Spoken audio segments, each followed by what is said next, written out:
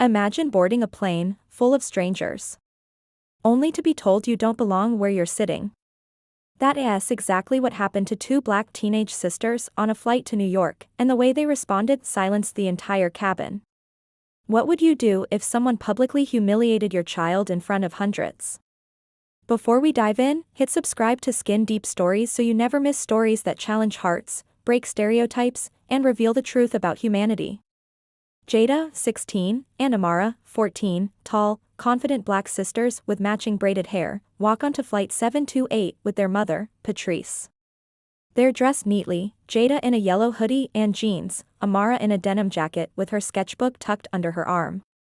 Passengers glance at them, some smile, some stare too long. Patrice notices, but keeps her composure. They find their seats in row 12, directly next to a white family with two teenage sons.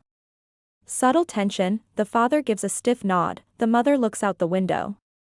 As they stow their bags, a middle-aged white man across the aisle says loudly to his wife, "Great.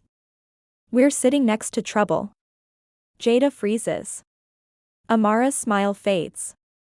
Patrice hears it, but bites her tongue.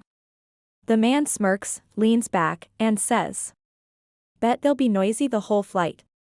Passengers glance over. Some look uncomfortable, but no one speaks. Minutes before takeoff, a flight attendant approaches Patrice's row. She kneels slightly and says, "Ma'am, we may have to move your girls to the back." Some passengers are uncomfortable. Patrice's voice sharpens. "Uncomfortable? Because my daughters are black?" The attendant stammers. No, it's just seating adjustments." But the truth is clear.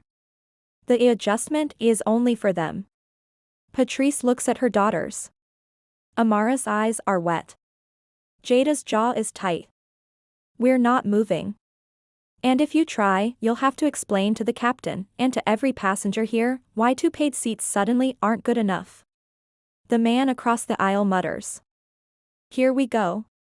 Playing the race card. Midway through the flight, turbulence shakes the cabin. A passenger up front panics and faints, it's the same man who insulted them. The flight attendant calls for help.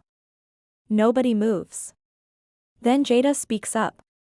"I know CPR." She rushes forward, Amara behind her holding the oxygen mask. Together, they work with the crew to keep him breathing until the plane lands. When the man comes to, he sees Jada kneeling beside him. His lips tremble. He whispers, "You saved my life." Jada looks him straight in the eye. "Guess I wasn't too much trouble after all." The cabin bursts into applause. The flight attendant's face is red.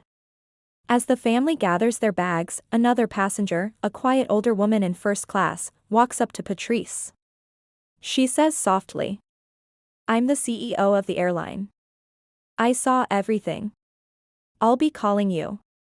A week later, Patrice receives a letter, not only an apology, but a scholarship offer for both her daughters, from the airline itself. Racism has a way of exposing itself in public, but so does dignity. Jada and Amara didn't just refuse to be silenced, they turned hate into humanity. What would you have done if you were in their seats?